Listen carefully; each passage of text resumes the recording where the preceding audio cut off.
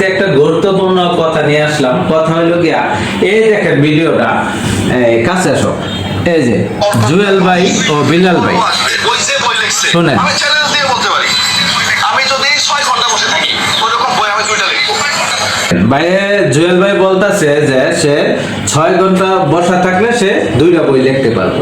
ঠিক আছে, তাহলে এই বইটা যে লিখবে, বিলাল ভাই একটা বই 1000 টাকা বিক্রি করতেছে, সেই জন্য হয়তো জুয়েল ভাইয়ের একটু জ্বলতাছে। ধরেন ভাই, আপনাকে আমি বইটা আপনাকে দিলাম, লন। তো আমি এই বইটা আপনার যখন আমি কিনছি, তো আমার এই বইটা দিয়ে যখন যে কোনো কিছু কাজে না আসতেছে, তাহলে আমি এই বইটা দিয়ে কি করবো? তাই তাহলে সেটাই, বিলাল ভাই এই ধরনের একটা বই বিক্রি করতেছে 1000 টাকায়, তাই না? তাহলে এখান থেকে মনে করেন অনেকের কাজে আসে, যেমন মনে করেন এখান থেকে অনেকে শিখে কন্টেন্ট ক্রিয়েটর হইতেছে, অনেকে ভাইরাল হইতেছে। তাহলে আমাদের কেন চলে? সেটাই। ঠিক না?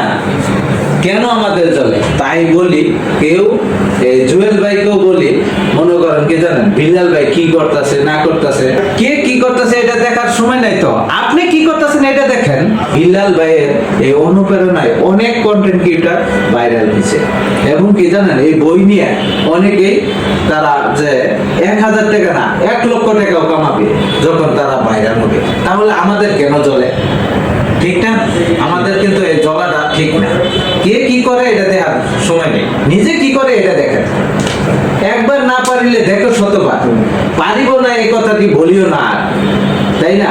তারা শিখতেছে যে একবার না পারিলে দেখবে শতবার, একবার না একবার পারবি। ঠিক না? বিলাল ভাইয়ের পিছনে না লাগিয়া নিজে একটা কিছু করে, তাহলে সবাই আপনাকে পছন্দ করবে। ঠিক না? বিলাল ভাই এখন বলছে সে 5 মারলেও ভাইরাল হয়ে যাবে, কথা ঠিকই কইছে। সে তো এখন ভাইরাল ব্যক্তি, ঠিক না? তাহলে আমাদের কেন চলবো? এটা কিন্তু ঠিক না।